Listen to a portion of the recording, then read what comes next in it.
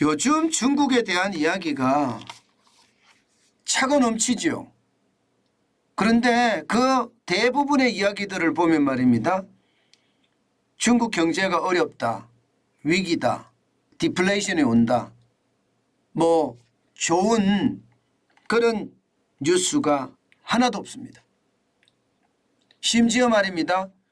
외국인까지 떠나기 때문에 중국 경제가 위험선상에 있다, 이렇게 이야기하시는 분들까지 생겨나기 시작했습니다. 그 와중에 안 그래도 지금 어렵다고 하는 부동산, 이거 또 터지게 생겼습니다. 헝다그룹이 말입니다. 2021년부터 시작해서 2022년 내내 어렵다 하면서 상황이 진짜 좋지 않았거든요. 이번에는 완다그룹입니다. 완다그룹이 참 어렵습니다. 지금 보시는 것처럼 완다그룹이 지금까지 발행한 채권은요 34억 달러 이릅니다. 중국 내 발행한 것이 16억 달러고요. 해외에 발행한 금액이 18억 달러입니다. 그런데 7월이에요. 7월 이번 달이에요. 이번 달에 만기 도래하는 금액이 4억 8천만 달러입니다. 전체 채권 중에 14.1%에 해당되는 규모입니다. 문제는 4억 8천만 달러 중에 말입니다. 2억 달러가 부족하다는 거예요. 2억 달러가 부족하면 이거 어디선가 찾아야 되잖아요. 이거 만약에 채권 만기가 도래했는데 채권을 받아들이지 못하면요 디폴트라고 하죠. 일단 디폴트가 터지고요. 2단은요 그룹 전체의 위기로 발전할 가능성도 굉장히 많아집니다. 그런데 이 완다그룹이라는 데가 말입니다. 기본적으로 중국에서는요 굉장히 큰 부동산 기업입니다. 부동산뿐만 아니라 호텔, 테마파크, 쇼핑몰, 영화관 뭐 진입을 안 한 곳이 없을 정도로 굉장히 광범위하게 시장에 진입되어 있는 그런 기업이거든요. 게다가 말입니다. 시공능력평가 100위 안에 들어가는 기업일 뿐만 아니라 거의 말입니다. 중국에서는 뭐 1등 기업이다 이렇게 이야기할 정도로 굉장히 아주 강력한 기업이에요. 그런데 이 기업의 채권 만기 도래액이 4억 8천만 달러인데 2억 달러를 지금 마련하지 못하고 있다. 이 말은요 결국 말입니다. 채권 전체에 대한 위기가 더 커질 가능성이 점점 커지는 겁니다. 물론 중국은 공산주의 국가이기 때문에 정부가 돈을 찔러 넣어줄 수도 있겠죠. 그렇다고 해서 말입니다. 여러분 시장의 원리인 수요와 공급의 법칙이 이게 깨지는 것은 아니거든요. 아무리 공산주의라고 하더라도요 물건을 파는 사람이 있으면 사는 사람이 있어야 됩니다. 그런데 파는 사람은 있는데 사는 사람이 없는 게 지금 완다그룹의 상황이거든요. 중국 전역에 부동산이라는 부동산 사람들이 안 사거든요. 비싸서 안 사는 것도 있겠지만 돈이 없어서 안 사거든요. 그러니 부동산 기업의 상황이 점점 어려워진다고 해도 현재 과언이 아닙니다. 게다가 채권 만기 도래액 중에 이게 4억 8천만 달러는 달러 표시거든요. 뭐 중국 내가 됐든 해외가 됐든 어쨌든 달러 표시입니다. 달러 표시 채권이 디폴트가 난다는 것은 중국 전체 신인도에도 문제가 굉장히 생길 겁니다. 아마도 말입니다. 완다그룹이 넘어지잖아요. 그러면 그 상황은 걷잡을 수 없을지도 모릅니다. 아직까지는 말입니다. 헝다만큼 완전히 빠지는 건 아니에요. 지금 7월 14일 현재 달러와 채권 가격을 보면 94.8센트였거든요. 7월 19일 현재 65.9센트까지 떨어졌으니까 30.5%가 떨어지는데 그쳤습니다. 왜? 제가 그쳤다고 표현을 썼나 하면요. 아직 떨어질 게 너무 많다고 생각하기 때문이에요. 지금 완다그룹은요. 전체 규모가 채권 규모도 클 뿐만 아니라 이게 한꺼번에 도래했을 때 막을 수 있는 방법이 얼마나 있느냐 이것도 생각해 봐야 되는 부분이라는 뜻입니다. 이게 주식시장에 상장이 돼 있거나 그러면 말입니다. 채권에도 아주 민감하게 반응할 텐데 이게 채권 주식시장에 완다그룹이 상장이 안 돼 있습니다. 홍콩 증시에 상장한다는 이야기는 계속 돌아왔지만 지금 현재까지는 네 번째 시도했나요? 네 번째 시도했는데도 결국은 말입니다. 상장에 실패한 상태입니다. 자, 그런데 여러분 흥다나 완다나 이렇게 대형 부동산 기업들이 무너지는 것 이게 여기에서만 끝날 일이 아닌 것 같아요. 그래서 부동산 전체의 위기, 중국의 위기까지도 거론하는 사람들이 많다는 뜻입니다. 왜냐고요? 여러분 이거 한번 보세요. 시공능력 평가 100위권이요. 100위권. 100위권. 100위권에 보시면 10%가 디폴트가 돼서 10%.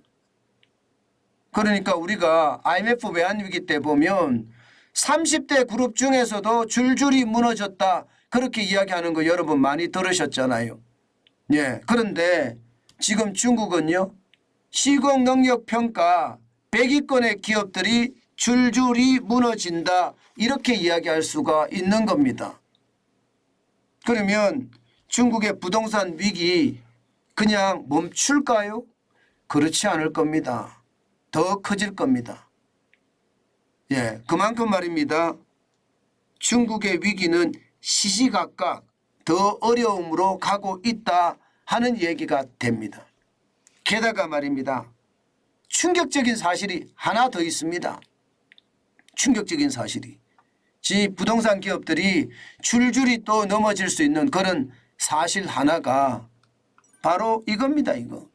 중국 내 외국인 직접 투자가 굉장히 빠른 속도로 말라가고 있다는 사실입니다. 말라가고 있다. 여러분 보세요. 지금 보시면요. 지금 전체적으로 보시면 중국 내 외국인 직접 투자는요. 2010년에 1,057억 달러였잖아요. 이게 쭉 올라갑니다. 2020년 그 어렵다는 코로나19의 위기 때도 1,444억 달러 전년 대비해보면 4.5%가 늘어났습니다. 심지어 2021년에는요. 1,735억 달러로 20.2%까지 올라갔어요. 야, 이거 뭐 중국에 돈이 다 몰린다 이렇게 이야기할 정도로 돈이 뭐 빨려 들어갔거든요. 그런데 2022년에 조금 느슨해졌습니다. 1,891억 달러로 9% 느는 데 거쳤는데 문제는 2023년입니다. 2023년 1분기에 여러분 200억 달러밖에 안 됩니다. 작년 1분기만 하더라도 1,000억 달러예요. 1,000억 달러. 그런데 지금 2분기에 200억 달러밖에 안 된다고 하니까 5분의 1 토막이 났잖아요. 이것은 말입니다. 외국인들이 중국에 투자를 안 한다는 거예요. 다시 말해서 외국인들은 지금 중국을 위기선상에 올려놓고 있는 겁니다. 투자하다가 내 돈 다 날린다는 생각을 할 수밖에 없다는 뜻이에요. 게다가 말입니다. 반간첩법까지 생겼잖아요. 그러니까 외국인들이 잘못 투자했다가는 쉽게 말하면 골로 간다. 그렇기 때문에 함부로 투자해서는 안 되겠다. 그런 생각을 할 수밖에 없잖아요. 그러니까 외국인들이 투자가 굉장히 줄어드는 겁니다. 저는 이렇게 줄어드는 것이 자칫 말입니다. 안 그래도 위기다 이야기하는 중국 내에 아주 심각한 타격을 주지 않을까 저는 그런 생각도 지금 해봅니다. 만약에 코로나19가 끝나고요.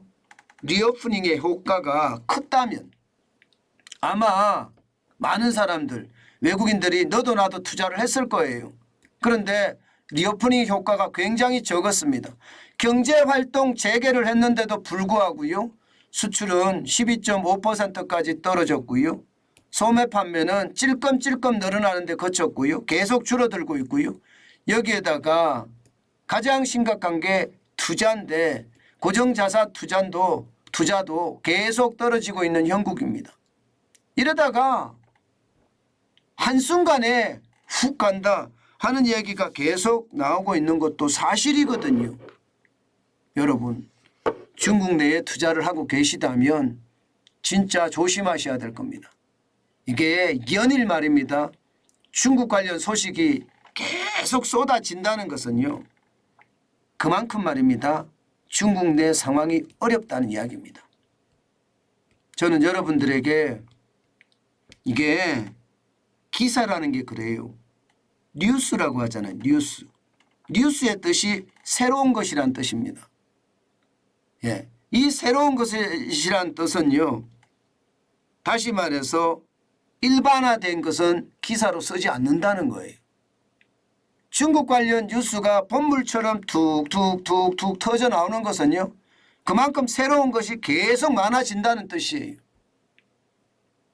저는 그런 상황에 비춰봤을 때 중국은 생각했던 것보다가 더 큰 위기가 될 수 있으니 조심하고 또 조심하는 거 여러분 잊지 말았으면 좋겠습니다.